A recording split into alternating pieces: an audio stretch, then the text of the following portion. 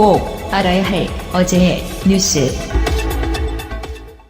대한민국의 윤성빈이 출발합니다. 4초 62 완벽합니다. 압도적입니다. 윤성빈 무결점주의 금자루대가 없습니다. 125.6km 윤성빈 내려옵니다. 이제 거의 다 왔습니다. 윤성빈 트랙 레코드입니다.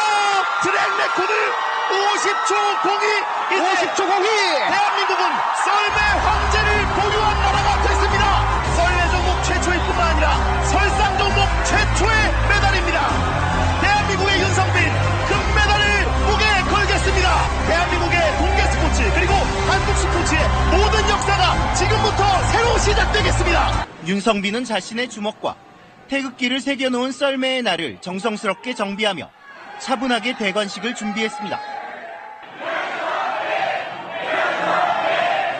커다란 환호를 받으며 심호흡을 고르고 오른발을 주먹으로 친 뒤 스타트대를 박차고 나갔습니다. 초반 각도 큰 커브들은 매끄럽게 통과했고 마일 구간 9번 커브를 지나가며 조금 흔들렸지만 거침없이 질주를 이어갔습니다. 50초 18, 3차 시기도 1위에 오르며 2위와 격차를 1초 이상 벌렸습니다. 마지막 4차 시기는 더 이상 완벽할 수 없었습니다. 중력의 4배에 달하는 압력을 견디며 최고 시속 125km로 평창 트랙을 질주했습니다. 50초 02, 전날 자신이 세운 코스 레코드를 갈아치운 윤성빈은 결승선을 통과하며 두 주먹을 불끈 쥐고 환호했습니다. 열광하는 팬들을 보며 태극기를 휘날렸고 대한민국 국민에게 금빛 3배를 올렸습니다. 응원 덕에 제가 금메달을 딸 수 있다고 생각을 하고 기분 좋게 시작을 할 수 있게 돼서 너무 기분이 좋습니다. 말 그대로 차원이 달랐습니다. 30명의 선수가 이틀간 110번의 레이스를 펼친 가운데 스타트와 레이스 기록 1위에서 4위까지 윤성빈이 휩쓸었습니다. 2위 트레구 보프에는 무려 1.63초를 앞서며 스켈레톤 역사상 가장 큰 격차로 정상에 올라 진정한 황제의 탄생을 선포했습니다. 문재인 대통령 국정 운영에 대해 어떻게 생각하는지 물었습니다. 잘하고 있다 67.4%, 그렇지 않다 26.8%. 1월 말 60%대 초반까지 떨어졌던 여타 조사에 비해 소폭 반등하는 모양새입니다. 북한이 제안한 남북 정상회담에 관해선 개최 찬성 의견이 68.8%로 반대 25.9%보다 2배 넘게 높았습니다. 북한과 대화를 강조해온 문재인 정부 대북 정책에 대해서도 59.8%가 지지 의사를 밝혔습니다. 이명박 전 대통령의 금고지기로 불린 이병모 청계재단 사무국장. 이 국장은 최근 검찰 조사에서 고 김재정 씨 소유 다스 지분은 물론 자신이 관리해오던 부동산도 실제로는 이명박 전 대통령 소유라고 실토한 것으로 알려졌습니다. 검찰 수사에 협조적인 인물이었다는 말입니다. 그런데도 검찰은 지난 12일 돌연 이 국장을 긴급 체포했고 결국 구속했습니다. 이와 관련해 검찰 관계자는 이 국장이 지난달 25일 영포빌딩 지하 2층 비밀 창고가 압수수색 당한 이후 다른 곳에 보관하던 이명박 전 대통령의 차명 재산과 관련된 기밀 서류를 이곳으로 옮겨놓고 파쇄하려다 적발됐다고 밝혔습니다. 이미 압수수색한 곳을 검찰이 다시 덮치지는 않을 것이라 보고 지난달 25일 이후 차명재산 관련 서류를 영포빌딩 지하창고에 숨겨두다 적발됐다는 얘기입니다.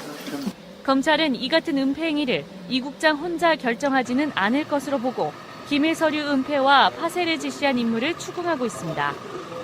검찰은 또 이 국장을 조사하는 과정에서 다스 자회사 홍은프래닝이 오피스텔 건설로 얻은 이익 가운데 약 40억 원이 이시영 씨의 개인 회사 다온에 부당 지원된 혐의도 포착한 것으로 전해졌습니다.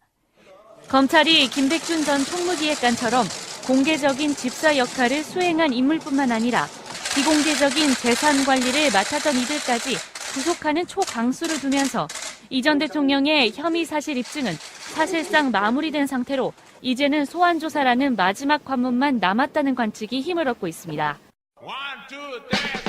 방송 중간에 좋아요를 눌러주시면 새날팀들에게 큰 힘이 됩니다. 미리 감사합니다. 트위터가 진짜 언론입니다. 언제 들어도 재밌는 두 분의 이야기입니다. 일부에서는 이제 북한, 뭐 설, 김여정 뭐 등등 이야기를 했는데 많은 분들이 느끼셨을 거예요. 동포구나 이런 생각했을 것 같고 이 시간에는요 다시 김현희 이야기합니다.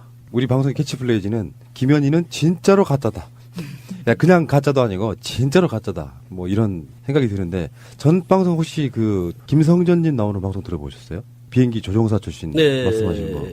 그분은 또 색다른 시각으로 말씀을 하시는데 또 그런 시각도 있고 어쨌든 간에 뭔가 굉장히 의심스럽다 이런 말씀을 해주셨었거든요. 예. 그 사고 처리도 정말 희한하게 대충대충 해서 덮자 뭐 이런 분위기였다는 그 이야기도 있었고요. 제도로서의 민주주의가 흔들리고 구타는 일은 이제 없습니다. 민주주의가 밥이고 밥이 민주주의가 되어야 합니다. 자, 근데 김현희 씨가 제가 전에 한번 말씀드린 적이 있어요. 새날의 칼기 관련한 방송은 TV조선과 싸우는 거다. TV조선은 유난히 김현희 씨를 북한에서 내려온 공작원이라고 믿게끔 하려고 엄청 노력하는 부분 같고요. 근데 지금 김현희 씨가 최근에 한국 언론이 아니고 미국 언론, 워싱턴 포스트라든지 NBC라든지 이런 데서 인터뷰를 막 하면서 이제 마치 한국의 올림픽을 뭐랄까 우리 느낌엔 그래요. 한국 올림픽이 평화 올림픽으로 치러지는 걸 방해하려는 것 같은 그런 책동을 좀 보이고 있거든요. 대표적으로 지금 중앙일보 같은 언론이 보도한 거에 보면 남북 협력은 북한의 손에 놀아나는 것 뭐 이런 식의 이야기를 했어요. 최근에. 참 안타깝습니다. 예. 예. 그러니까 그런 모습들을 보고 있으면 그러니까 한반도기 사용하는 것도 뭐 안 된다고 하고 남북 협력은 북한의 손에 놀아나는 것이다. 북한의 주민을 다루는 방식을 희석하고 주목하게 하는 것이다. 뭐 이런 이야기도 했고요. 좀 황당한 이야기는 이런 거예요. 내 죄는 용서받지 못할 것이다. 북한에서 김일성의 로봇으로 살았다. 웃기지 않아요? 이런 말 들으면 북한에서도 김일성의 로봇으로 살았다. 김일성의 로봇으로 사신 분이 노동당 당증도 잘 모르고. 맹세면에는 그 김일성 이름 없잖아요. 김정일한테 했죠. 그 당시에 김정일한테. 김정일 로봇으로 살았다 하면 조금 이해할 수 있는데. 그러니까 이분의 핵심은 지금 올림픽이 한창인데 이 올림픽에 북한이 참여하면 안 되는 거였다 이런 이야기잖아요. 네, 그렇죠. 그 북한의 손을 잡아주면 안 되는 거였다 이런 이야기잖아요. 네. 그럼 뭐 계속해서 우리 한반도는 북핵 문제를 풀지도 못하고 계속해서 수십 년 동안 싸워야 되겠네요. 반목질시하면서 대대로 쌓아야 되는 거죠. 이 여자 말대로 하면. 그러니까 그 북한이라고 하는 존재가 지구상에 존재하는 한 화해하지 않고 계속해서 싸워야 되는 거잖아요. 저는 이렇게 생각하거든요. 북한에서 어떤 공작원의 역할을 받고 남한의 무고한 국민들의 목숨을 살상한 사람이라고 하면 다시는 그런 상황이 만들어지면 안 되게끔 해야 되는 거잖아요. 그렇죠. 그런 상황이 반복되지 않기 위해서는 그 어떤 남북 관계가 개선돼야 되고 특히 이런 평창 올림픽 같은 때야말로 진짜 남북 관계가 잘 돼서 사실은 어떻게 보게 되면 남북 관계가 잘 되고 소통이 잘 되게 되면 쉽게 우리가 생각하는 거는 간첩하게 할 필요도 없어요. 더 이상 그런 일을 할 필요도 없고 잘 지내고 있고 잘 소통이 되는데 제가 뭐 생각하는 거는 오히려 이런 소통이 잘 돼서 남북 간에 서로 이렇게 밝히지 못했던 그런 사건들을 협력해서 밝히고 이러는 게 두려워서 그렇게 하지 않는다 생각. 그러니까요. 근데 이게 그냥 이야기가 나올 수 있는 게 아니고 예. 지금 대한민국에서 세계적 스포츠 이벤트라고 하면 이런 것들이 그냥 올림픽, 월드컵, 예. 세계 육상 선수권대회 이런 게 있어요. 그런 거를 다 치른 나라가 지금 대한민국인데 올림픽으로만 따지면 1988년 예, 88 올림픽. 그리고 지금 30년 만에 정확하게 30년 만에 동계올림픽이 치러지고 있는 상황이거든요. 근데 이제 그 당시에 김현희가 칼기를 폭파한 사건의 의도가 남한의 88 올림픽을 못 치르게 하기 위해서 다 뭐 이게 일반적으로 그 당시에 당국과 김현희의 주장인 거잖아요. 예. 그래서 30년 만에 다시 칼기 폭파 사건을 또 한 번 조명해 볼 수밖에 없는 거죠. 자, 88 올림픽을 유치한 게요. 1981년 9월입니다. 여러분은 그때 한국에 안 계셨죠? 네. 한국에서 어떤 일이 있었냐면은 타마란치라고 당시 IOC 위원장이 개최지를 발표하는데 지금도 사람들은 다 기억할 거예요. 개최지 발표하는데 이제 뭐 영어로 뭔가 했겠죠? 그 타마란치 위원장이 세울, 코리아 이렇게 부르니까 나라가 난리가 난 상황이 바로 1981년 상황이고요. 그 당시는 어떻게 바라볼 수 있냐면은 전두환이라고 하는 군인이 대통령이 들어서가지고 국민들에 대한 유화책으로 세계적 스포츠 이벤트를 주최하는 거를 노력해서 만들어내는 상황이거든요.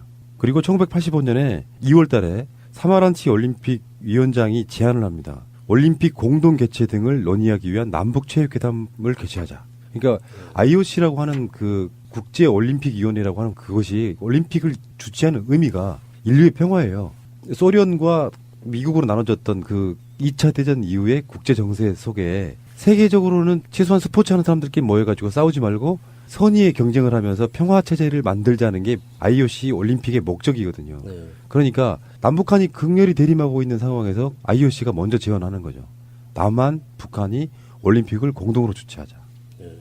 1985년 7월에 북한은 IOC의 제안을 수용합니다. 이 이야기 모르시는 분들 많죠. 네. 우리나라가 단독으로 서울 올림픽을 치렀지만 북한이 당시에 남한, 북한 공동으로 올림픽 치르자는 제안을 받아들였다는 거예요. 그게 1985년 7월이고 나중에 올림픽이 그러니까 올림픽 개최된 건 1988년이니까요. 그래서 1985년 10월, 1986년 1월, 6월, 1987년 7월 IOC의 제의에 따라 스위스 로잔에서 남과 북 공동 올림픽을 위한 회담을 엽니다. 이번에 그 평창 올림픽 때도 보면은 관련해 가지고 북한 대표단이 내려와서 회담하고 그랬지 않습니까? 같이 하자고.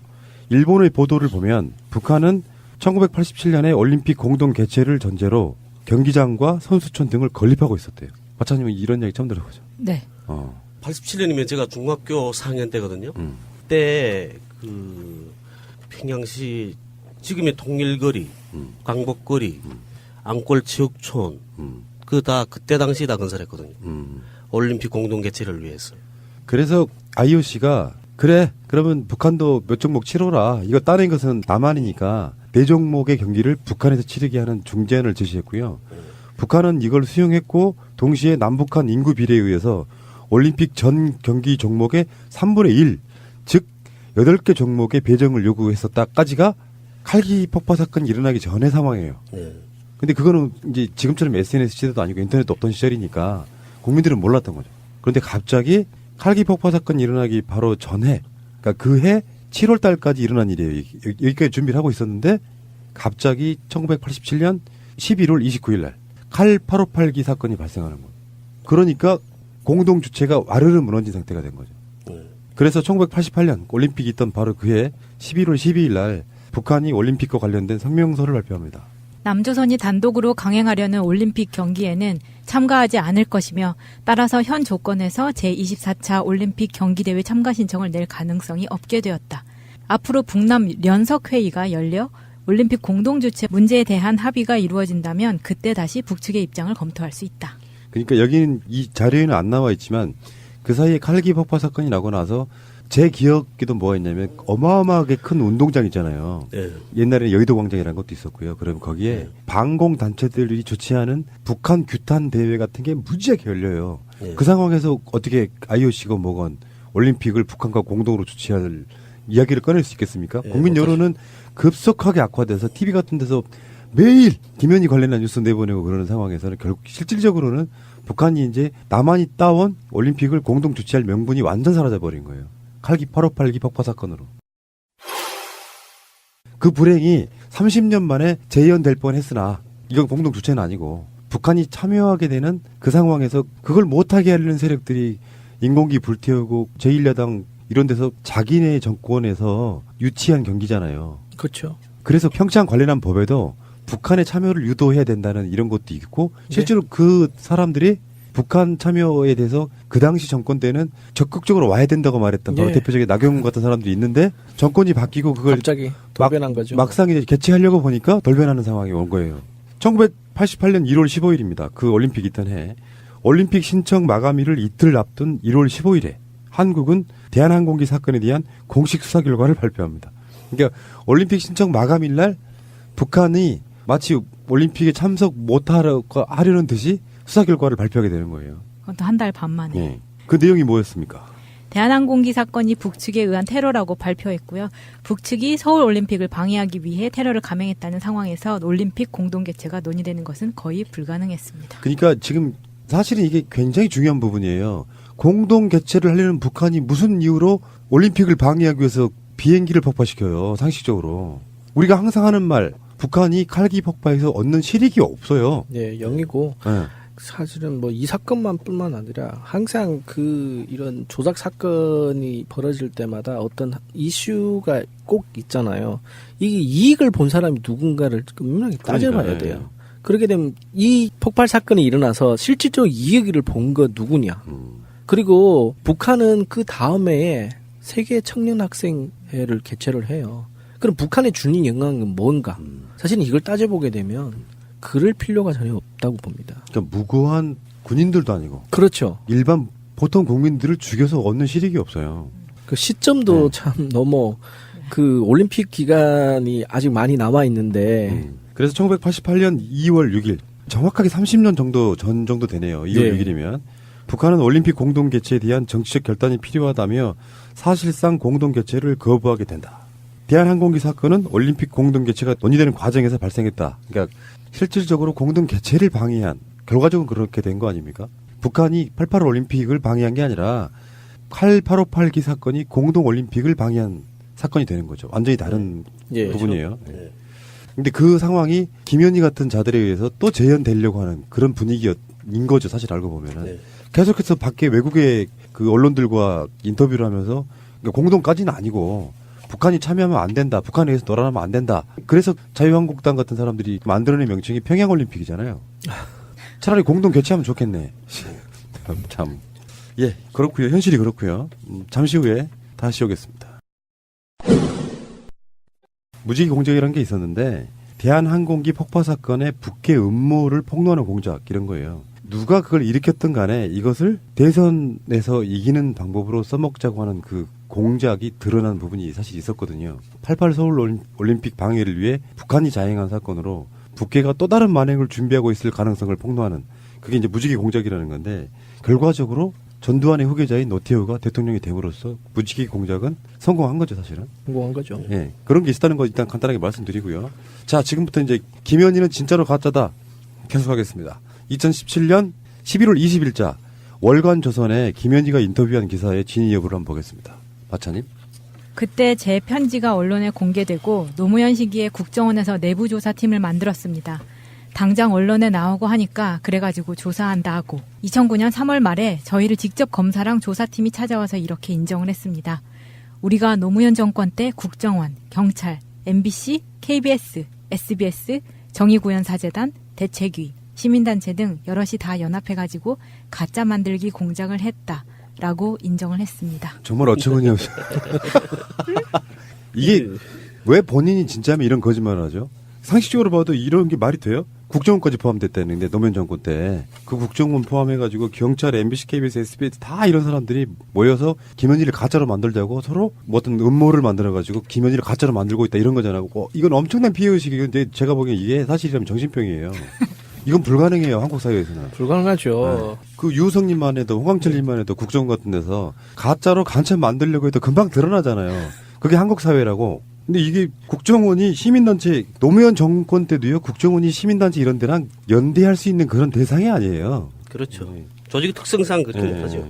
그리고 신성국 신부님이 국가정보원에 민원을 넣어서 그 회신문을 받은 내용이 있는데요. 그것도 한번 보겠습니다.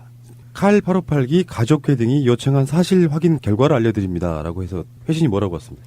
첫 번째, 국가정보원은 2008년 12월부터 2009년 3월간 김현희 관련 내부조사팀을 운영하면서 김현희 관련 자료를 재검증하고 관련자 면담을 실시하였습니다. 이게 칼기 폭파 사건이 일어나고 나서 20년 정도 지난 뒤에 일어난 일이에요. 이게 정확히 말하면 이 시기가 이명박 정권 때예요. 네.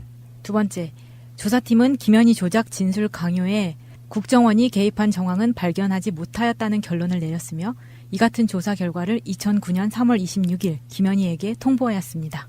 세 번째, 당시 한겨레 등 언론 보도 내용 2009년 4월 16일자를 참고하시기 바랍니다. 이게 2018년 1월 26일 그러니까 지난달에 국정원에 문의를 해서 회신 받은 내용이에요.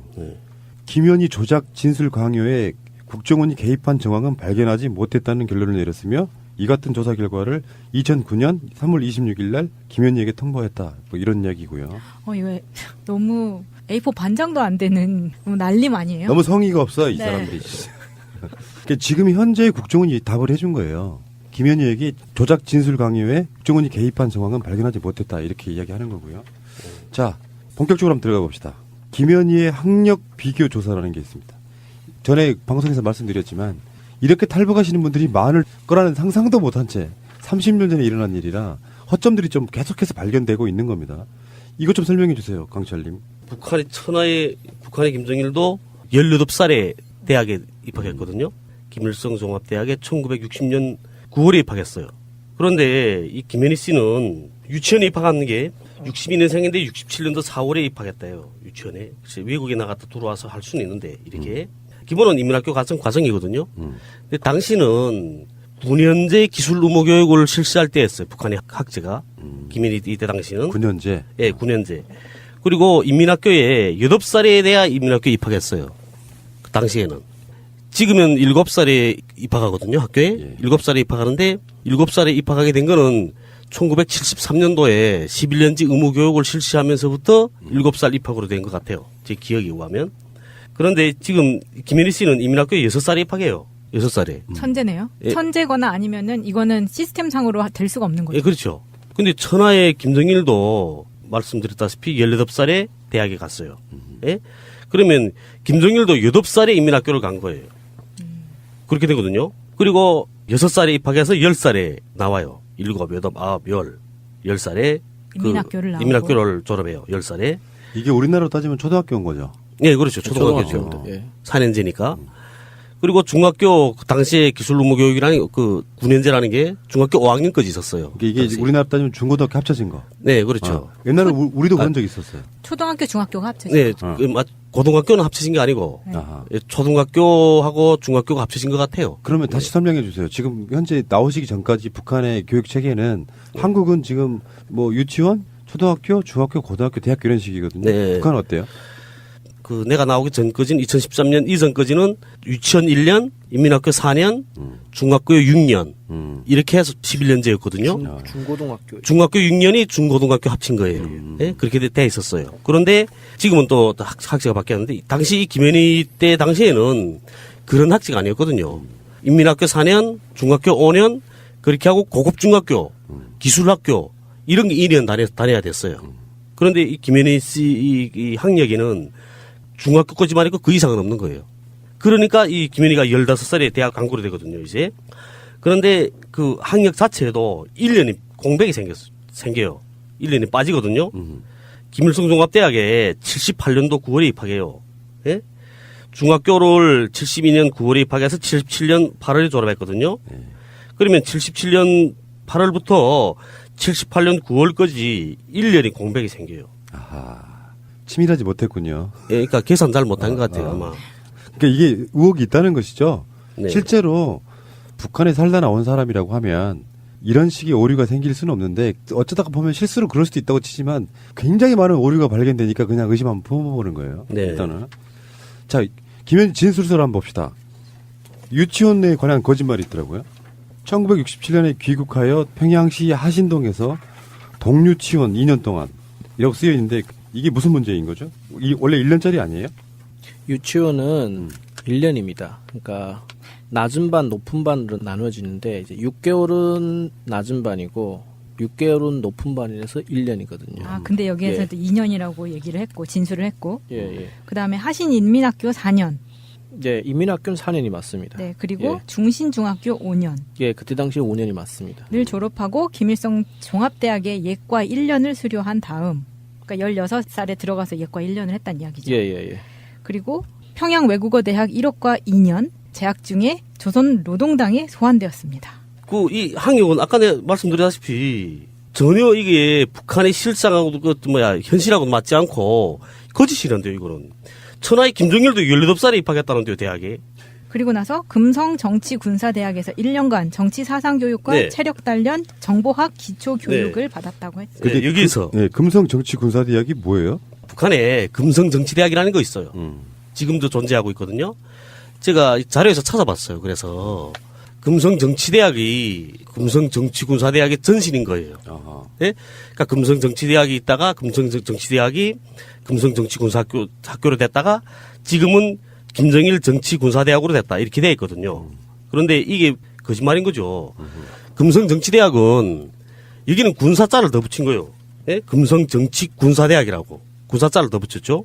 금성정치대학은 옛날에 사로총 일꾼들 양성하는 대학이에요. 예. 지금은 청년동맹 일꾼들이죠. 북한에 당 및 근로단체 그 간부를 양성하는 그 학교들이 있거든요. 김일성 고급당학교, 그 다음에 뭐 각급 도당학교들, 그 다음에 김보현대학이라는 거는 농업근로자동맹 그 간부 양성하는 거예요. 그러니까 농업 간부를 양성하는 게 김보현대학이거든요. 그리고 청년 일꾼을 양성하는 데는 이 금성정치대학이에요. 그런데 이게 다 지금 군사자를 붙여서 간첩 양성 기지로 만들어버린 거죠. 여기서. 그리고 북한에 김정일 정치대학이라고도 있어요. 근데 김정일 정치대학에도 또 군사자를 더 붙여가지고 간첩 양성 기지로 만들어버린 거예요. 그러니까 이 금성정치군사대학이라는 거는 확인이 안 되는 거예요. 아하. 자료에 보게 되면 김현희가 금성정치군사대학에서 간첩훈련 받았다 이렇게 돼 있는 거지. 네. 실질적으로 확인이 안 되는 대학이거든요. 이거. 제가 이 학교 부분을 이제 살펴본 거는 물론 뭐 홍광철 씨나 저나 다 북한에서 학교를 다녀봐서 아는데 이분이 북한에서 영화를 찍었다고 해요. 아하. 예. 그걸 그 영화에서 한 어떤 장면에서 꽃다발 뭐 하는 장면이 있는데 네. 자, 우리 한국에서 한번 생각을 해봅시다. 한국에서 나는 그렇지만 뭐 어릴 때부터 연예인 활동하고 TV 촬영하고 뭐 이러면 사실 학교를 잘 못 다닙니다.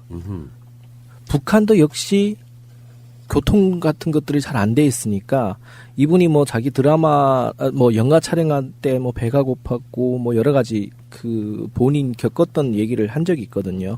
그러면 어떻게 보게 되면 초등학교하고 고등학교 시절을 거쳐서 북한에서 뭔가 영화 촬영하고 이러다 보면 학업에 전심을 못했다고 보는 게 갈래가 맞거든요. 그런데 제가 생각하는 거는 왜냐하면 북한에서 학교가 김일성 종합대학에 가기 힘들어요. 우리 서울대 같은 거죠. 예, 왜냐하면 이게 성적이 돼야 갈 수가 있거든요. 그러니까 영화도 찍고 네, 그렇게 활동했던 사람이 서울대 가버리는 거야. 그러니까 이게 뭐 예를 들면 서울대나 이런데 뭐 예술학과라든가 배우학과 특채라든가 이거가 아니라 이분이 김일성 종합대학을 갔다가 갑자기 1년 예과 하다가 갑자기 또 외대를 가버렸어요. 근데 이게 저는 왜냐면 북한에서 학교를 다녀봐서 아는데 정말 이건 불가능하거든요. 왜냐하면 학교를 이제 학교 졸업할 때 시험을 봐서 성적순으로 이제 좋은 대학교 성적순으로 들어갑니다. 이제 들어가는데 그 학교를 다니다가 다른 학교로 가려면 그러면 수능이라든가 그 학교에 있는 시험을 또 다시 준비를 해야 하잖아요. 그럼 다시 준비를 해서 그 학교에 1학년 때부터 다시 들어가서 다녀야 되는데 중학교, 초등학교, 인민학교 때 배우 생활을 하면서 북한에서 배우로 선발되는 것도 굉장히 어렵거든요. 쉽게 되는 것도 아니고 그걸 하면서 김일성 종합대학을 이렇게 쉽게 그것도 대학교에서 정해진 나이가 있거든요. 학교 들어가는 나이가 정해져 있는데 그런 걸 다 무시하고 근데 지금 이 영화가 지금 있다면은 비교를 할 수 있는 거잖아요. 근데 지금 자기가 어렸을 때 찍었기 때문에 예. 정확하게 대조를 해볼 수 없으니까 지금 이렇게 거짓말을 한 걸까요? 그래서 그 영화가 본인이라고 지금 그러니까 자기 북한 사람이라는 걸 뭔가 증명을 하려고 노력하고 있잖아요 지금. 그 영화가 나다 하는데 사실 그 사람이 그 사람인지는 모르죠. 혹시 뭐 증인된 적은 없으니까. 그러니까 국정원의 그 당시 이제 수사 발표문에 보면 영화 제목이 사회주의 조국을 찾은 영수와 영옥이 그게 김현희가 이민학교 2학년 때 1970년에 출연했다 이런 거고요. 하나 더는 1972년에 나온 영화 딸의 심정이라는 영화에 중학교 1학년 때 이렇게 출연했다는 건데 실제로 그렇게 상영됐나 이렇게 보니까 연도가 달라요. 1969년이고요. 사회주의 조국을 찾은 영수와 영옥이는 그리고 딸의 심정은 1970년이에요. 그러니까 딸의 심정은 2년 차이가 나는 거고 사회주의 조국을 찾은 영수와 영옥이는 1년 차이가 나는 건데 김현희가 캐스팅이 됐다고 하는 게 상영되고 배포된 시점보다 빠르다는 거죠. 이런 측면 아니었을까요? 그냥 한번 던져보는 건데 그 김현희가 이제 남한에서 그 화제가 됐던 것 중에 하나가 예쁜 얼굴 이런 거였거든요. 예. 그렇다 보니까 북한에서도 예. 그 예쁜 얼굴로 영화 같은 걸 한 적이 있다라는 걸 강조하기 위해서 끄집어낸 게 아닐까 싶은데. 그리고 제가 앞서 말씀드린 것처럼 북한에서 영화를 하나 찍는 게 거의 1년씩 걸립니다. 장비도 좀 뭐 그렇게 좋지 않고 뭐 여러 가지 환경이 그렇게 빨리빨리 찍을 수 있는 그런 여건이 안 되거든요. 그럼 학교 거의 안 다니고 이렇게 찍었다 하게 되면 과연 초등학교, 중학교를 그렇게 초등학교 졸업할 수 있는 것도 굉장히 지금 이게 의심이 가고요.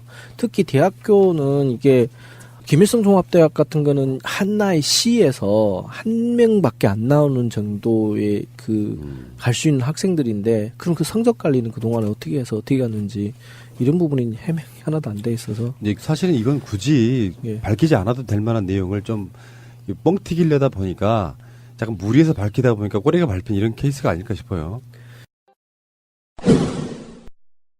사회주의 조국을 찾은 영수와 영옥이나 딸의 심정, 그다음에 여기는 출연했다 하고, 그다음에 한자이다는 운명이라는 그 영화에는 캐스팅되었는데 아버지와 어머니가 반대해서 출연하지 않았다.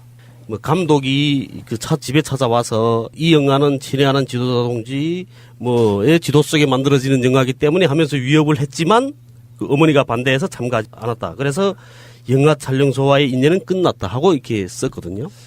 책에. 한국으로 따지면 이제 집에 있는 금송아지예요. 예. 실제로 아무도 본 적이 없지만 우리 집에는 금송아지가 있었는데 본 적이 아무도 없어 사람들은 또 그런 느낌이네요. 그러니까 그래서 제가 자료를 찾아봤어요. 찾아보니까 이거 1998년도에 나온 북한의 영화산업 현황과 영화진흥정책연구라는 이런 논문이에요.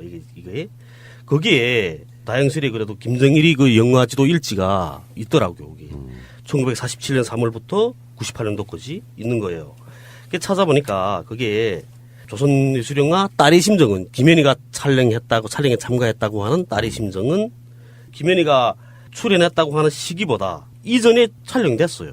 1970년 2월 8일에 김정일이가 딸의 심정 작업 필름을 보고 영화 음악을 선율이 부드럽고 유순하게 만들도록 지시했다. 이렇게 됐거든요. 그러니까 이 영화는 70년에 나온 거예요, 이미. 예? 김연희는 72년 11월에 자기가 중학교 1학년 때인 72년도에 출연했다 하는데 그 이전에 영화는 나온 거죠. 그리고 또 다음으로 사회주의 조국을 찾은 영수와 영옥이. 그거는 김연희 주장으로는 인민학교 2학년 때인 1970년도에 참여했다는데 사회주의 조국을 찾은 영수와 영옥이 이 영화는 1964년 1월 6일에 김정일이 이 영화를 사상예술성이 높은 영화로 만들고 배우들이 연기 수준을 높여라 하고 지시를 내렸어요. 예? 그렇게 돼서 67년도에 수정을 하고 68년도에 또 연기주도 잘하라 담화도 하고 68년도에는 또 현지 촬영장에까지 가요. 김정일이가. 그렇게 해서 69년 10월 10일에 김일성이 삼천리 금수강선을 보고 한 교시를 전달하면서 교시 집행대책을 빨리 세우라 하고 지시를 내려요. 그러면 이 영화는 64년도부터 배우들이 캐스팅돼야 돼요. 그러니까 김연희 2살 때부터. 말이 안 되는 거죠. 그러니까. 참. 아이고. 그리고 만약에 김연희가 실제로 이 영화에 출연했다면 김연희 진술에 현지 촬영장에 김정일이가 찾아와서 어떻게 했고 하는 내용이 있어야 돼요. 그걸 또 자랑을 했었어야죠. 네, 자랑을 했어야죠. 네. 김정일이도 봤다고 자기가. 김정일이 2차례 나가요. 현지 촬영장에. 1968년 8월 12일, 1968년 8월 13일에 연 이틀에 거쳐서 현지 촬영장에 찾아가서 지도를 했거든요. 그러니까 거짓말이에요, 이게. 그 다음에 또 한자의 단원의 운명이라는 영화에 자기가 캐스팅 됐다고 해요. 그런데 이 영화는 중학교 1학년 때라고 하거든요. 그것도 72년도인 거예요. 예? 김연희 이 경력에 따라서, 학력에 따라서 보게 되면 72년도예요. 72년도에 여기에 캐스팅 됐다고 하는데 이 영화는 70년도에 이미 나왔어요. 1970년에. 이 영화는 북한에서 표준이 되는 영화거든요. 김정일이 이 속도전 전격전 여기 표준이 되는 영화예요. 김정일이 1970년 1월에 지시를 내려요. 연출대본을 주면서 잘 쓰라 연출대본을 1970년 1월 10일에 지시를 내려요. 그렇게 돼서 쭉 가다가 1970년 2월 11일 날에 한자의 단원의 운명에 대한 장작 전투를 힘있게 벌려 김일성 동지 생일 선물로 할 것을 지시했어요. 김일성 생일 4월이잖아요. 그렇게 돼서 속도전 전격전으로 이 영화를 찍어요. 쫙. 찍어서 4월 5일 날에 김일성이 봤어요. 4월 5일에 김일성이 한자의 단원의 운명을 보고한 교실을 창작단 성원들한테 지시 내려요. 더욱 분발할 때 대한 지시를 내리거든요. 그러니까 결국은 이 한자의 단원의 운명은 1970년 4월에 촬영을 마쳤기 때문에 2년 후인 1972년 도에 김현희가 캐스팅될 수 없다는 거죠. 그러니까 이거는 좀 비아냥거리는 말로 예. 어디서 보고 들은 건 있어가지고 네, 슬쩍 그렇죠. 끼워 넣어놨는데 네. 날짜와 시점이 전혀 안 맞는 그런 상태인 것 같고요. 네. 아까 그 네. 이야기 금성정치대학 그 예. 이야기 또 그냥 갈게요. 그것 중에서 그거죠. 그러니까 김현희가 지도원과 탄차가 집마당에 들어서자 네, 예, 예, 그렇죠. 한복을 입고 흰 행주 치마를 두른 복스럽게 생긴 50대 아주머니가 나와서 차문을 열어주었다 이런 예. 구절이 있는데 예. 뭐가 잘못됐는지 설명 좀 해주세요. 그러니까 이 북한 사람들은 다 동지관계잖아요. 동지관계니까 간부들이 와도 가서 이렇게 승차문 안 내려줘요. 간부들 저절로 차문 열고 나오거든요. 여기나 그 회장님이나 조폭 그 두령님 오게 되면 딱 문 열고 허리 굽혀 인사하지. 북한은 안 그러거든요. 아, 그래요? 그러니까 그런 문화를 모르는 거예요. 김현희는. 도당 책임비서 와도 안 그래요. 혹시 중국에선 그랬을까요?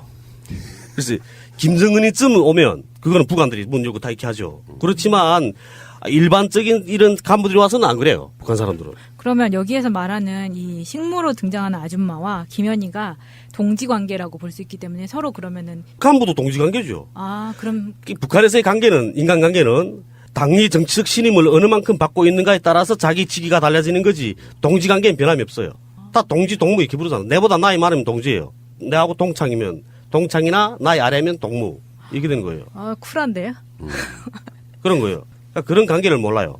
그리고 그 김현희가 묘사를 했던 초대소 내부 구조가 있는데 김현희가 현관에 들어서면 좌우측으로 같은 크기의 방이 있는데 우측 방이 자기가 쓰는 침실이고 그 건너편에 식당 겸 침실이 있었는데 현관 맞은편에는 부엌이 있고 부엌 옆으로 식모방이 붙어 있었다라고 이야기를 했어요. 그러니까 여기서는 또 뭐가 문제가 되냐면 간첩을 키우는 학교라면 무기가 있어야 되거든요. 뭐 사격 훈련대 했다면서 김현희 뭐 자기 총 얼마 잘 쏜다가도 그 진술한 것도 있거든요. 네. 그러면 침실에 무기고가 있어야 돼요. 자기 방 안에 예.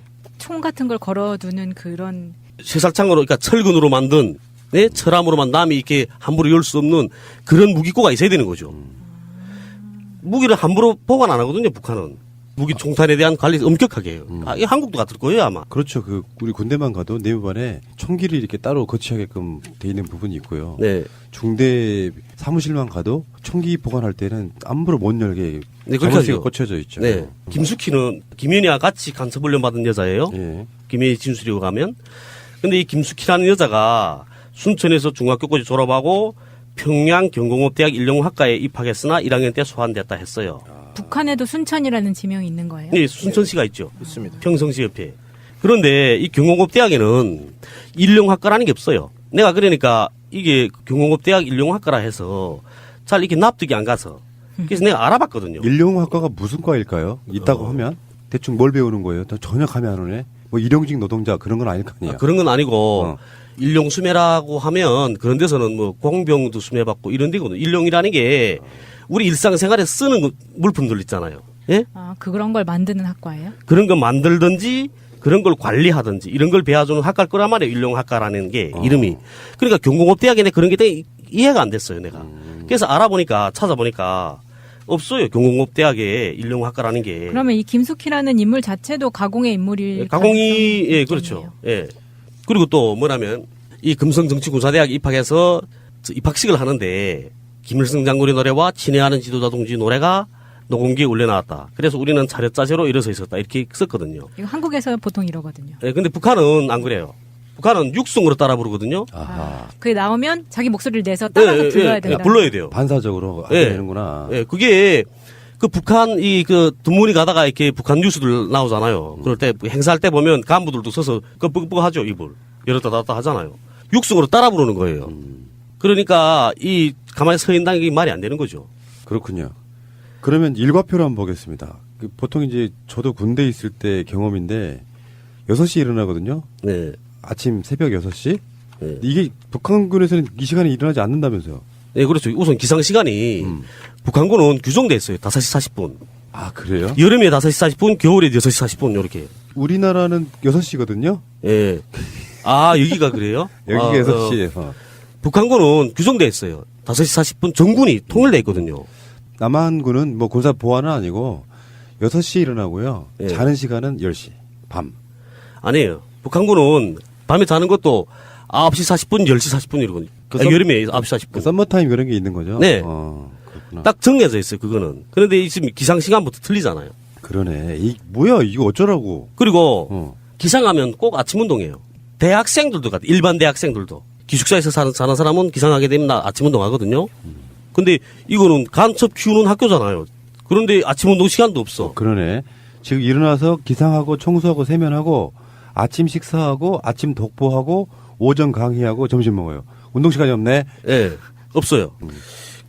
제가 사회 나왔을 때 탈북자들 지금 한국에 많이 들어와 있지 않습니까? 실질적으로 북한에서 특별하게 양성된 분들도 한국으로 온 사람들이 있거든요. 근데 그분들이 대부분이 중고등학교 때 다 선발돼서 나간 사람들입니다. 근데 그 사람들의 말에 의하게 되면 대학교 이상 된 사람들은 이렇게 특수 간첩이라든가 정치대학이라든가 이런데 잘 선발이 되지 않는다고 합니다. 왜냐하면 아주 어릴 때부터 세뇌 교육을 시켜가지고 아주 튼튼하게 무장을 해가지고 해외를 파견하거나 또는 이렇게 양성을 한다고 말하거든요. 그 사람들의 얘기는.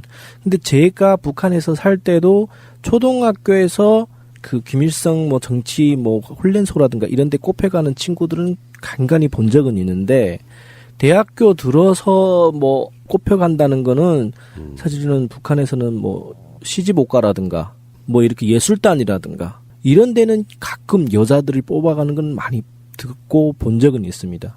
그래서 제가 굉장히 의심되는 게 이분 같은 거는 이제 김일성 종합대학에 갔다가 어떻게 보기도 거기 또 전에 또 예술 분야에 또 있었다가 그리고 또 외대로 또 갔다가 이런 사람이 꼽혀가는 율이 과연 나이가 어느 정도 찬 사람을 데려다가 교육을 해가지고 굉장히 이제 칼 폭발 사건 같은 건 이렇게 북한뿐만 아니라 이 사건 같은 건 엄연하게 전 세계적으로 엄청난 큰 사건인데 과연 정말 그 어릴 때부터 양성한 사람들도 북한의 간첩 양성한 사람들은 5개 나라 국어 같은 거는 다 어릴 때부터 이렇게 다 기본적으로 습득한다고 하거든요. 그런 부분에 있어가지고 제가 보면서도 이게 납득이 잘 안 됩니다. 맞아요. 이게 예. 아주 기본적인 질문이네요. 예. 생각해보면은. 예. 김현희 말처럼 하면 그냥 엘리트잖아요. 예. 그런 사람을 굳이 뽑아다가. 그러니까 어릴 때부터 양성해서 전문 간첩으로 또는 이렇게 전문 일꾼을 양성한 사람들이 굉장히 북한에 많을 거예요. 왜냐면 북한에서는 그런 걸 굉장히 많이 하고 있기 때문에. 근데 굳이 제가 이해가 안 되는 부분이 이분을 왜 북한에서 굳이 이분을 선택을 했는지. 그러니까 예를 들면 이런 거야. 굳이 그런 공작을 할 이유면 이쁠 필요도 없잖아요. 절대로 필요 없죠. 그렇지. 이게 얼굴이 이렇게 튀거나 이런 사람은 절대로 안 뽑죠. 그러니까 그 일반인들 속에 묻혀가지고 잘 튀지 않고 잘 보이지 않고 그런 사람이어야 되고 맞아요. 더군다나 제가 전반적으로 이 사건을 보면서 이분들이 충분히 폭파한 다음에 도망가야 되고 자살해야 되고 뭔가를 증거를 인멸하고 이런 시간이 너무나도 많았어요. 그게 한국이 아니라 외국에 있을 때. 근데 일부러 잡혀. 근데 왜 잡히고 왜 굳이 경찰서에 가서 도약을 먹고 이런 것들이 왜냐면 그 시간이 너무 충분하게 있었거든요. 처음에는 그냥 대상한 사람만 찾아갔을 때 바로 액션을 취하면 돼요. 그때 바로 도망가도 되고. 한 3박 4일이죠. 그게 예. 있었던 게. 그러니까 마차님 그런 얘기 하고 싶죠. 나는 공작원으로 못 뽑히겠네요. 그러고 말하고 싶죠. 자, 어쨌든 간에 좀 빨리 진행할게요. 시간이 없어요. 점심 식사 및 휴식 시간이 3시간이나 되는데 정말 좋은데요. 네. 1시부터 4시까지. 예. 놀타리 놀기니까. 그냥 노는 거예요. 말도 안 되는 거죠. 말이 안 되는 거죠. 예. 한국은 점심시간 1시간이거든요. 이거 무슨 훈련, 간첩훈련 시키는데 무슨 최도 알가야잖아요. 예? 그런데 무슨 3시간씩 밥 먹고 놀게 하고 낮잠 푹 자게 하고 살찌우자고 하는 짓이 이거는. 그리고 이런 것도 있어요. 공작원 훈련 등이 비밀에 속할 건데 일기를 쓰라고. 네. 그러니까 일가표에 일기 쓰는 시간이 있어요. 좀 그렇고. 그다음에 공작원 훈련생이 뭘 하냐면은 하루 종일 화구에 붙어 앉아서 석탄과 씨름을 할 때도 있어요. 말이 안 되죠. 그러니까 아무리 못 사는 나라라도 공작원 정도 되면 이런 정도는 다 뒤를 봐주면서 시키는 거예요. 그래야죠. 공작원 그 간첩 양성하면서 국간에 가서 불이나 떼게 한다는 게 말이 안 되죠. 아까 그 문 열어주신 식모도 마찬가지예요. 네. 식모를 따로 두면서도 자체로 불을 피우고 있어. 네, 그렇죠. 식모는 뭐 하시는데 대학 공부를 시키면서 화구칸에 불이나 지피게 한다는 것도 상식적으로 납득이 안 되는 거고요. 네. 강의실에 가는 차림새에 대한 언급도 있습니다. 마차님. 강의실에 갈 때 군복 차림에 마스크와 색안경을 쓰고 우산을 펴들어 안면 위장을 철저히 하고 출발한다고 합니다. 정말 그런가요? 우리가 상식적으로 생각할 때 마스크 쓰고 색안경 쓰고 우산 쓰고 한다는 건 누구의 미행을 전제로 하는 거잖아요. 근데 다 같이 그 안에서 어차피 똑같은 네, 사람들이 똑같은 다 또 얼굴 보고 사는 사람들이에요. 위에 부하 철저히 격리됐다면서. 어처구니가 근데 네? 진짜. 그리고 또 색안경 쓰고 그다음에 무슨 마스크 끼고 뭐 우산 펴들고 이렇게 하면 더 편해요. 이건 코미디다 진짜. 우리 길거리 네. 걸어가다가 마스크 쓰고 색안경 끼고 있으면은 쟤 뭐지? 혹시 연예인인가 하고 보게 돼. 더 웃기는 거잖아요.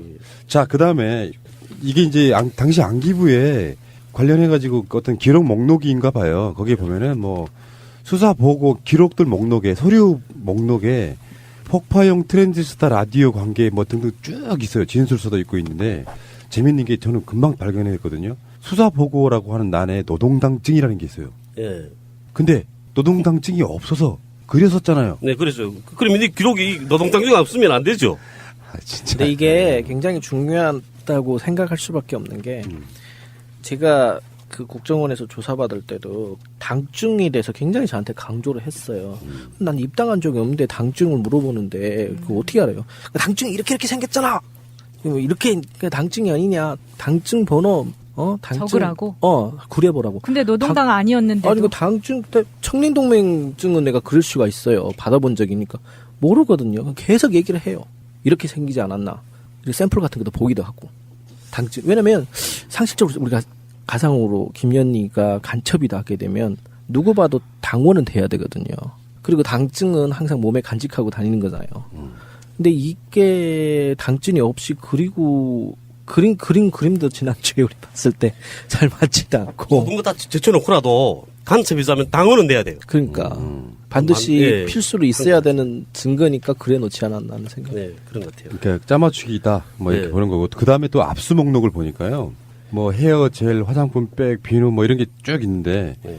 정말 재밌는 거는 독약 앰플이 한 점이 압수 목록에 그 독약 앰플을 사실 그때 그런 거 아니었어요? 다 깼어요. 독약 앰플 먹고 자살을 했다. 그래서 한 사람은 남자는 네. 죽었고 네. 김현희는 살아난 거다 이런 거 네. 아니에요? 그러니까 독약 앰플, 그러니까 담배 그 필터에 암필이 들어가 있었는데 그 암플 2개였어요. 그래서 김승일이하고 자기가 하나씩 가지고 깨물었다는 거잖아요. 네. 그럼 다 썼으면 없어야 되죠. 독약 그러니까. 암플이. 그런데 이게 압수 목록이 어떻게 독약 암플이 또 하나 있는 거 아니죠? 그것도 좀 이해 안 되고 그 다음에 김현희 압수 목록에 보니까 탑승자 명단이라는 게 있어요. 이게 무슨 항공사 직원도 아니고 탑승자 명단을 어떻게 가져요? 탑승자 명단이라는 거는 승객이 타야만 그 명단이 있는 거잖아요. 예. 승객이 타서 비행기 출발해야만 예. 출발한 이후에 명단이 있는데 그러니까 김현희는 이미 전에 이 탑승자 명단을 소지하고 있었다는 소리죠. 이거는 그러면 대한항공에서 도와주지 않고서는 나올 수 없는 그러죠. 거잖아요. 대한항공이 도와주면 안 되는 거예요. 이해가 안 되네 진짜. 예. 아, 그러니까 누구를 특별하게 뭐 특정해서 암살할 목적이 아니라면 네. 어차피 비행기 통째로 날려버리는 건데 탑승자 명단이 왜 필요하며 필요도 없죠, 그게. 그걸 또 김현희 같은 보통 일반인 이걸 어떻게 구하냐고요. 예. 정말 이해 안 되네요. 그 비행기가 목적이었다면 비행기를 폭발하지 그 안에 사람까지 뭐 특정인이 없잖아요. 좀 이상하네. 그렇죠. 좀 많이 이상하고요. 네. 다음에 호텔 예약카드라는 게 또 있었다는데 예. 그게 어떤 문제가 있는 거예요? 사건이 있은 거는 87년도잖아요. 예. 사건이 있은 거는. 그런데 84년도 9월 20일 날에 서울 프레지던트 호텔에서 숙박한 기록이 있어요. 그렇죠. 지금 시청 앞에 있는 그 큰 호텔이죠. 그러니까 그 당시에는 이 숙박업소에서 전사는 안 됐을 당시였으니까 그러니까 예약카드는 투숙객이 호텔에 체크인하면 바로 폐기됐다요. 그런데 4년 후에 국정원이 어떻게 가지고 있었냐? 네, 요청을 했을 때도 그때까지 줄 정도로 이걸 보관을 하고 있었다는 그러니까 김승희는 일종의 고정가첩을 만들려다 보니까 네. 한국에서 행적이 필요했는데 네. 존재하지도 않을 예약카드를 찾았다고 지금 그렇죠. 거짓으로 지금 발표한 그러니까 거네요. 이때 당시부터 84년 당시부터 관리했다고 보는 게 옳을 것 같아요. 김승일이는. 예. 그래서 실제로 여기 자료가 있어요. 그러니까 1984년 서울 프레지던트 호텔 그리고 예약카드라고 이렇게 있습니다. 예. 있고요. 자, 다음 넘어갈게요. 이제 폭약 이야기를 좀 마지막으로 하겠습니다. 어렵네. 다 한자로 쓰여 있는데 제가 한자를 좀 많이 아는 편인데도 폭발물 위장용 라디오. 라디오의 형태 및 뭐라고 썼냐 이렇게 갈겼으면 내가 어떻게 읽니 이거. 그렇다 치고 파나소닉 라디오에다가 폭발물을 집어넣었다 이런 거거든요. 여기 실제로 보면은 여기에 350g? 그 이야기 좀 해주세요. 신부님께서 신성국 신부님께서 그때 해보셨다고 하셨죠. 네. 그냥 밀가루를 350g을 넣어보셨. 근데 그렇죠. 밀가루를 안 내도 그렇죠. 이 척 보기에도 이 안에 350g이 그 어떤 것도 안 들어갈 거예요. 이게 지금 뭐 손바닥만 한 정말 구형 라디오, 네. 파나소닉 라디오거든요. 예. 전지약 3개 들어가잖아요. 네. 근데 요 칸에 어떻게 350g 들어가? 안 들어가죠. 안 들어가죠. 예. 그리고 또 라디오를 켰다 하거든요. 공항에서 작동이 돼야 되는 안내원한테다 그 안에 있는 건전지를 뽑아서 버렸기 때문에 그걸 다시 주워서 김승일이가 이게 라디오다 하고 켜서 라디오 나오는 걸 들려줬대요. 그러면 이 안에 그대로 다 그 부품이 다 살아있는 거잖아요. 어디다 폭약이 들어갈 공간이 없고. 네, 폭약이 들어갈 공간이 없고 언제 여기다 다시 해요? 이게 윤봉길 의사도 아니고 말이에요. 윤봉길 의사 혹시 아세요? 예, 알죠. 예. 윤봉길 의사는 도시락에다 폭탄을 채워 던졌습니다. 도시락에 밥이 안 들어가 있었죠. 폭약이 들어가 있었던 거죠. 네, 똑같은 원리라고 네. 보시면 되죠. 정말 재밌는 사람들이네. 자, 여기까지 하시고요. 두 분이 봐도 김현희 씨는 단정적으로 말할 수 있지 않아요? 북한 출신 아니다. 아닙니다. 예. 두 분이 생각하기에는 김현희는 제 생각처럼 중국 동포 중에 한 사람이 선발된 게 아닌가 이런 생각 들지 않으세요? 제 생각 그런데. 저도 뭐 그렇게 생각하고 있거든요. 교포 가능성이 있지 않나 하는 생각도 들고요. 일본 쪽이요? 중국 쪽이요? 그래서 그거는 저도 잘 헷갈려서 그럴 가능성이 제 생각에는 그렇습니다. 근데 최근에 또 김현희 씨가 또 평창 올림픽 관련해서 발언들을 쏟아내고 있는데 저는 그게 김현희의 생각일 거라고 생각하지 않거든요. 예. 어떤 세력이 계속 김현희를 추동하고 있잖아요. 네. 조선일보가. 그러면서 TV조선. 올림픽이 뭔가 좀 불안한 가운데 아슬아슬하게 끝나야만 직성이 풀리는 사람들이 다시 30년 만에 김현희를 꺼내가지고 또 써먹고 있는 이것 때문에 저희들이 분노하는 거거든요. 왜 그러시는지 모르겠어요. 초반에 말씀드린 것처럼 88 올림픽을 평화의 도구로 쓰기 위해 남과 북이 공동 개최하려고 했다는 것은 우리나라 국민들 중에 거의 대부분 모르실 거예요. 예, 그래서 저도 몰랐습니다. 네. 예. 근데 상황이 이렇게 될도록 지금 아직까지도 조선일보 등의 이런 그 수구 매체들은 김현희를 이용해서 뭔가 불안한 정세를 만들려고 김현희 말 처음에도 그랬지만 너무 이상하잖아요. 지금 최근에 한 말도 보면. 그게 그 올림픽 공동 개최를 위해서 북한은 85년 이후에 평양시 통일거리, 강복거리, 앙골 다 그 이후에 건설한 거거든요. 우리가 내 중학교 다닐 때예요. 그때는 지원도 많이 하고 했거든요. 그때. 어쨌건요. 설날 특집으로 최근에 일어난 이야기, 북한의 이야기, 북한의 설 등등 알아봤고요. 김현희 씨가 얼만큼 저는 가짜로 단정 짓고 싶지는 않아요. 그러나 가짜로 의심받을 만한 충분한 정황들이 수백 가지가 있다면 본인 자신이 이런 질문들에 대한 답을 해주는 것이 저는 A라고 생각합니다. 쓸데없이 뭐 용서받지 못할 죄를 지었다고요? 정말 용서받지 못할 죄를 지었으면 본인이 의심받는 것들을 직접 해명하는 것이 맞는데 어떤 의혹을 제기해도 몰라 난 못 들었어. 자기 이야기만 하고 있는 마치 로봇 같은 그런 한 인간을 보면서 정말로 반성하고 있는지 역사에 죄를 지었다고 생각하는 사람인지 한번 물어볼 수밖에 없고요. 다시 한번 말씀드려요. 김현희라는 존재를 이용해서 평화올림픽을 불안하고 위험한 올림픽으로 만들기 위한 책동들 중단하시기 바랍니다. 자, 또 다음에 뵙겠습니다. 수고하셨습니다. 고맙습니다. 예, 수고하셨습니다. 새해 축하합니다. 새해 축하합니다. 예. 축하합니다. 사마란치 올림픽 위원장이 제안을 합니다. 올림픽 공동 개최 등을 논의하기 위한 남북체육회담을 개최하자. 그러니까 IOC라고 하는 그 국제올림픽위원회라고 하는 그것이 올림픽을 주최하는 의미가 인류의 평화예요. 소련과 미국으로 나눠졌던 그 2차 대전 이후의 국제 정세 속에 세계적으로는 최소한 스포츠 하는 사람들끼리 모여가지고 싸우지 말고 선의의 경쟁을 하면서 평화 체제를 만들자는 게 IOC 올림픽의 목적이거든요. 네. 그러니까 남북한이 극렬히 대립하고 있는 상황에서 IOC가 먼저 제안하는 거죠. 남한, 북한이 올림픽을 공동으로 주최하자. 1985년 7월에 북한은 IOC의 제안을 수용합니다. 이 이야기 모르시는 분들 많죠. 예. 우리나라가 단독으로 서울 올림픽을 치렀지만 북한이 당시에 남한, 북한 공동으로 올림픽 치르자는 제안을 받아들였다는 거예요. 그게 1985년 7월이고 나중에 올림픽이 그러니까 올림픽 개최된 건 1988년이니까요. 그래서 1985년 10월, 1986년 1월, 6월, 1987년 7월 IOC의 제의에 따라 스위스 로잔에서 남과 북 공동 올림픽을 위한 회담을 엽니다. 이번에 그 평창 올림픽 때도 보면은 관련해 가지고 북한 대표단이 내려와서 회담하고 그랬지 않습니까? 같이 하자고. 일본의 보도를 보면 북한은 1987년에 올림픽 공동 개최를 전제로 경기장과 선수촌 등을 건립하고 있었대요. 박사님은 이런 이야기 처음 들어보죠? 네. 87년이면 제가 중학교 4학년 때거든요. 그때 그 평양시 지금의 통일거리, 광복거리, 앙골체육촌 그때 당시 다 건설했거든요. 올림픽 공동 개최를 위해서. 그래서 IOC가 그래 그러면 북한도 몇 종목 치러라. 이거 따낸 것은 남한이니까 4종목의 경기를 북한에서 치르게 하는 중재안을 제시했고요. 북한은 이걸 수용했고 동시에 남북한 인구 비례에 의해서 올림픽 전 경기 종목의 3분의 1, 즉 8개 종목의 배정을 요구했었다까지가 칼기 폭파 사건이 일어나기 전의 상황이에요. 근데 그거는 이제 지금처럼 SNS 시대도 아니고 인터넷도 없던 시절이니까 국민들은 몰랐던 거죠. 그런데 갑자기 칼기 폭파 사건이 일어나기 바로 전해, 그러니까 그해 7월 달까지 일어난 일이에요. 여기까지 준비를 하고 있었는데 갑자기 1987년 11월 29일 날 칼 858기 사건이 발생하는 거예요. 그러니까 공동 주체가 와르르 무너진 상태가 된 거죠. 그래서 1988년 올림픽이 있던 바로 그해 11월 12일 날 북한이 올림픽과 관련된 성명서를 발표합니다. 남조선이 단독으로 강행하려는 올림픽 경기에는 참가하지 않을 것이며 따라서 현 조건에서 제24차 올림픽 경기대회 참가 신청을 낼 가능성이 없게 되었다.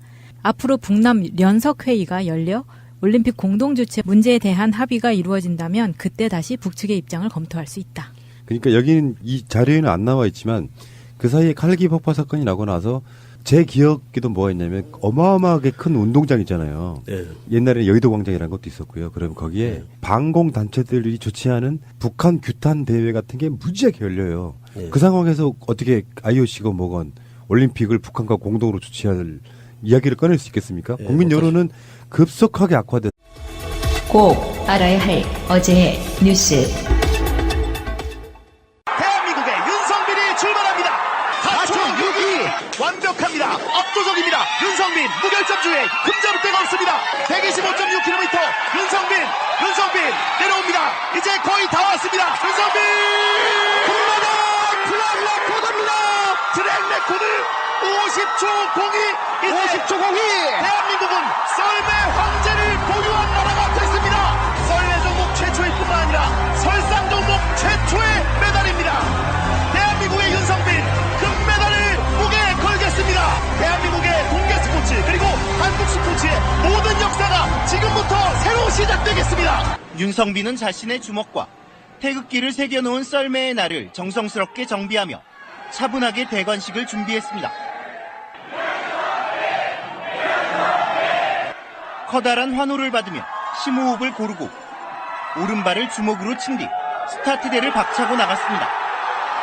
초반 각도 큰 커브들은 매끄럽게 통과했고 마의 구간 9번 커브를 지나가며 조금 흔들렸지만 거침없이 질주를 이어갔습니다. 50초 18, 3차 시기도 1위에 오르며 2위와 격차를 1초 이상 벌렸습니다. 마지막 4차 시기는 더 이상 완벽할 수 없었습니다. 중력의 4배에 달하는 압력을 견디며 최고 시속 125km로 평창 트랙을 질주했습니다. 50초 02, 전날 자신이 세운 코스 레코드를 갈아치운 윤성빈은 결승선을 통과하며 두 주먹을 불끈 쥐고 환호했습니다. 열광하는 팬들을 보며 태극기를 휘날렸고 대한민국 국민에게 금빛 3배를 올렸습니다. 응원 덕에 제가 금메달을 딸 수 있다고 생각을 하고 기분 좋게 시작을 할 수 있게 돼서 너무 기분이 좋습니다. 말 그대로 차원이 달랐습니다. 30명의 선수가 이틀간 110번의 레이스를 펼친 가운데 스타트와 레이스기로 1위에서 4위까지 윤성빈이 휩쓸었습니다. 2위 트레구 보프에는 무려 1.63초를 앞서며 스켈레톤 역사상 가장 큰 격차로 정상에 올라 진정한 황제의 탄생을 선포했습니다. 문재인 대통령 국정 운영에 대해 어떻게 생각하는지 물었습니다. 잘하고 있다 67.4%, 그렇지 않다 26.8%. 1월 말 60%대 초반까지 떨어졌던 여타 조사에 비해 소폭 반등하는 모양새입니다. 북한이 제안한 남북 정상회담에 관해선 개최 찬성 의견이 68.8%로 반대 25.9%보다 2배 넘게 높았습니다. 북한과 대화를 강조해온 문재인 정부 대북 정책에 대해서도 59.8%가 지지 의사를 밝혔습니다. 이명박 전 대통령의 금고지기로 불린 이병모 청계재단 사무국장. 이 국장은 최근 검찰 조사에서 고 김재정 씨 소유 다스 지분은 물론 자신이 관리해오던 부동산도 실제로는 이명박 전 대통령 소유라고 실토한 것으로 알려졌습니다. 검찰 수사에 협조. 네. 참 안타깝습니다. 네. 그러니까 그런 모습들을 보고 있으면 그러니까 한반도기 사용하는 것도 뭐 안 된다고 하고 남북 협력은 북한의 손에 놀아나는 것이다. 북한의 주민을 다루는 방식을 희석하고 주목하게 하는 것이다. 뭐 이런 이야기도 했고요. 좀 황당한 이야기는 이런 거예요. 내 죄는 용서받지 못할 것이다. 북한에서 김일성의 로봇으로 살았다. 웃기지 않아요? 이런 말 들으면 북한에서도 김일성의 로봇으로 살았다. 김일성의 로봇으로 사신 분이 노동당 당증도 잘 모르고. 맹세면에는 그 김일성 이름 없잖아요. 김정일한테 했죠. 그 당시에 예. 김정일한테. 김정일 로봇으로 살았다 하면 조금 이해할 수 있는데. 그러니까 이분의 핵심은 지금 올림픽이 한창인데 이 올림픽에 북한이 참여하면 안 되는 거였다 이런 이야기잖아요. 네, 그렇죠. 그 북한의 손을 잡아주면 안 되는 거였다 이런 이야기잖아요. 네. 그럼 뭐 계속해서 우리 한반도는 북핵 문제를 풀지도 못하고 계속해서 수십 년 동안 싸워야 되겠네요. 반목질시하면서 대대로 쌓아야 되는 거죠. 이 여자 말대로 하면. 그러니까 그 북한이라고 하는 존재가 지구상에 존재하는 한 화해하지 않고 계속해서 싸워야 되는 거잖아요. 저는 이렇게 생각하거든요. 북한에서 어떤 공작원의 역할을 받고 만만의 무고한 국민들의 목숨을 살상한 사람이라고 하면 다시는 그런 상황이 만들어지면 안 되게끔 해야 되는 거잖아요. 그렇죠. 그런 상황이 반복되지 않기 위해서는 그 어떤 남북 관계가 개선돼야 되고 특히 이런 평창 올림픽 같은 때야말로 진짜 남북 관계가 잘 돼서 사실은 어떻게 보게 되면 남북 관계가 잘 되고 소통이 잘 되게 되면 쉽게 우리가 생각하는 거는 간첩하게 할 필요도 없어요. 더 이상 그런 일을 할 필요도 없고 잘 지내고 있고 잘 소통이 되는데 제가 뭐 생각하는 거는 오히려 이런 소통이 잘 돼서 남북 간에 서로 이렇게 밝히지 못했던 그런 사건들을 협력해서 밝히고 이러는 게 두려워서 그렇게 하지 않는다 생각. 그러니까요. 근데 이게 그냥 이야기가 나올 수 있는 게 아니고 예. 지금 대한민국에서 세계적 스포츠 이벤트라고 하면 이런 것들이 그냥 올림픽, 월드컵, 예. 세계 육상 선수권대회 이런 게 있어요. 그런 거를 다 치른 나라가 지금 대한민국인데 올림픽으로만 따지면 1988년 예, 88 올림픽. 그리고 지금 30년 만에 정확하게 30년 만에 동계올림픽이 치러지고 있는 상황이거든요. 근데 이제 그 당시에 김현희가 칼기를 폭파한 사건의 의도가 남한의 88 올림픽을 못 치르게 하기 위해서 다 뭐 이게 일반적으로 그 당시에 당국과 김현희의 주장인 거잖아요. 예. 그래서 30년 만에 다시 칼기 폭파 사건을 또 한 번 조명해 볼 수밖에 없는 거죠. 자, 88 올림픽을 유치한 게요. 1981년 9월입니다. 여러분은 그때 한국에 안 계셨죠? 네. 한국에서 어떤 일이 있었냐면은 타마란치라고 당시 IOC 위원장이 개최지를 발표하는데 지금도 사람들은 다 기억할 거예요. 개최지 발표하는데 이제 뭐 영어로 뭔가 했겠죠? 그 타마란치 위원장이 세울, 코리아 이렇게 부르니까 나라가 난리가 난 상황이 바로 1981년 상황이고요. 그 당시는 어떻게 바라볼 수 있냐면은 전두환이라고 하는 군인이 대통령이 들어서가지고 국민들에 대한 유화책으로 세계적 스포츠 이벤트를 주최하는 거를 노력해서 만들어내는 상황이거든요. 그리고 1985년에 2월 달에 적인 인물이었다는 말입니다. 그런데도 검찰은 지난 12일 조련 이 국장을 긴급 체포했고 결국 구속했습니다. 이와 관련해 검찰 관계자는 이 국장이 지난달 25일 영포빌딩 지하 2층 비밀 창고가 압수수색 당한 이후 다른 곳에 보관하던 이명박 전 대통령의 차명 재산과 관련된 기밀 서류를 이곳으로 옮겨놓고 파쇄하려다 적발됐다고 밝혔습니다. 이미 압수수색한 곳을 검찰이 다시 덮치지는 않을 것이라 보고 지난달 25일 이후 차명재산 관련 서류를 영포빌딩 지하창고에 숨겨두다 적발됐다는 얘기입니다. 검찰은 이 같은 은폐 행위를 이 국장 혼자 결정하지는 않을 것으로 보고 기밀 서류 은폐와 파쇄를 지시한 인물을 추궁하고 있습니다. 검찰은 또 이 국장을 조사하는 과정에서 다스 자회사 홍은프래닝이 오피스텔 건설로 얻은 이익 가운데 약 40억 원이 이시영 씨의 개인 회사 다온에 부당 지원된 혐의도 포착한 것으로 전해졌습니다. 검찰이 김백준 전 총무기획관처럼 공개적인 집사 역할을 수행한 인물뿐만 아니라 비공개적인 재산 관리를 맡았던 이들까지 구속하는 초강수를 두면서 이 전 대통령의 혐의 사실 입증은 사실상 마무리된 상태로 이제는 소환 조사라는 마지막 관문만 남았다는 관측이 힘을 얻고 있습니다. 방송 중간에 좋아요를 눌러주시면 새날팀들에게 큰 힘이 됩니다. 미리 감사합니다.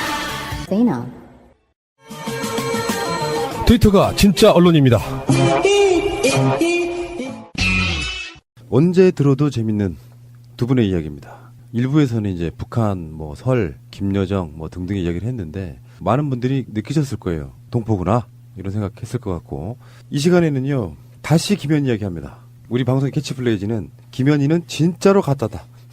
야, 그냥 가짜도 아니고 진짜로 가짜다. 이런 생각이 드는데 전 방송 혹시 그 김성전님 나오는 방송 들어보셨어요? 비행기 조종사 출신 말씀하신 거. 그분은 또 색다른 시각으로 말씀을 하시는데 또 그런 시각도 있고 어쨌든 간에 뭔가 굉장히 의심스럽다 이런 말씀을 해주셨었거든요. 예. 그 사고 처리도 정말 희한하게 대충대충 해서 덮자 이런 분위기였다는 그 이야기도 있었고요. 제도로서의 민주주의가 흔들리고 구타는 일은 이제 없습니다. 민주주의가 밥이고 밥이 민주주의가 되어야 합니다. 자, 근데 김현희 씨가 제가 전에 한번 말씀드린 적이 있어요. 새날의 칼기 관련한 방송은 TV조선과 싸우는 거다. TV조선은 유난히 김현희 씨를 북한에서 내려온 공작원이라고 믿게끔 하려고 엄청 노력하는 부분 같고요. 근데 지금 김현희 씨가 최근에 한국 언론이 아니고 미국 언론, 워싱턴 포스트라든지 NBC라든지 이런 데서 인터뷰를 막 하면서 이제 마치 한국의 올림픽을 우리 느낌엔 그래요. 한국 올림픽이 평화올림픽으로 치러지는 걸 방해하려는 것 같은 그런 책동을 좀 보이고 있거든요. 대표적으로 지금 중앙일보 같은 언론이 보도한 거에 보면 남북협력은 북한의 손에 놀아나는 것 이런 식의 이야기를 했어요. 최근에 그래서 TV 같은 데서 매일 김현희 관련한 뉴스 내보내고 그러는 상황에서는 결국 실질적으로는 북한이 이제 남한이 따온 올림픽을 공동 주최할 명분이 완전 사라져버린 거예요. 칼기 8.58기 폭파 사건으로.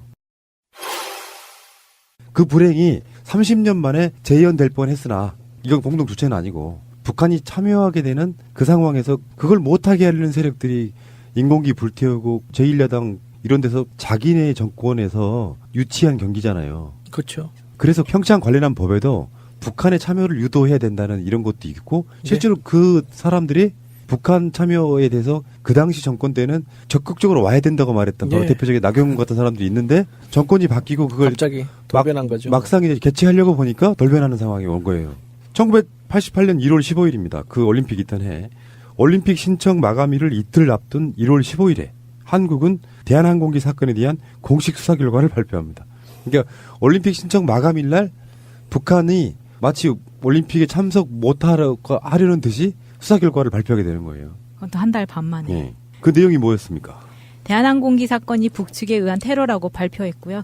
북측이 서울올림픽을 방해하기 위해 테러를 감행했다는 상황에서 올림픽 공동 개최가 논의되는 것은 거의 불가능했습니다. 그러니까 지금 사실은 이게 굉장히 중요한 부분이에요. 공동 개최를 하려는 북한이 무슨 이유로 올림픽을 방해하기 위해서 비행기를 폭파시켜요. 상식적으로. 우리가 항상 하는 말 북한이 칼기 폭파에서 얻는 실익이 없어요. 네, 0이고 사실은 이 사건만 뿐만 아니라 항상 이런 조작 사건이 벌어질 때마다 어떤 이슈가 꼭 있잖아요. 이게 이익을 본 사람이 누군가를 분명히 따져봐야 돼요. 그렇게 되면 이 폭발 사건이 일어나서 실질적으로 이익을 본 건 누구냐. 그리고 북한은 그 다음에 세계 청년학생회를 개최를 해요. 그럼 북한에 주는 영향은 뭔가? 사실은 이걸 따져보게 되면 그럴 필요가 전혀 없다고 봅니다. 그러니까 무고한 군인들도 아니고. 그렇죠. 일반 보통 국민들을 죽여서 얻는 실익이 없어요. 그 시점도 참 너무 그 올림픽 기간이 아직 많이 남아 있는데. 그래서 1988년 2월 6일 정확하게 30년 전 정도 되네요. 2월 6일이면 북한은 올림픽 공동 개최에 대한 정치적 결단이 필요하다며 사실상 공동 개최를 거부하게 된다. 대한항공기 사건은 올림픽 공동 개최가 논의되는 과정에서 발생했다. 그러니까 실질적으로 공동 개최를 방해한 결과적으로 그렇게 된 거 아닙니까? 북한이 88 올림픽을 방해한 게 아니라 8.58기 사건이 공동 올림픽을 방해한 사건이 되는 거죠. 완전히 다른 부분이에요. 근데 그 상황이 김현희 같은 자들에 의해서 또 재현되려고 하는 그런 분위기인 거죠. 사실 알고 보면은. 계속해서 밖에 외국의 그 언론들과 인터뷰를 하면서 그러니까 공동까지는 아니고 북한이 참여하면 안 된다. 북한에 의해서 놀아나면 안 된다. 그래서 자유한국당 같은 사람들이 만들어낸 명칭이 평양올림픽이잖아요. 차라리 공동 개최하면 좋겠네. 참. 예, 그렇고요. 현실이 그렇고요. 잠시 후에 다시 오겠습니다. 무지개 공정이라는 게 있었는데 대한항공기 폭파 사건의 북해 음모를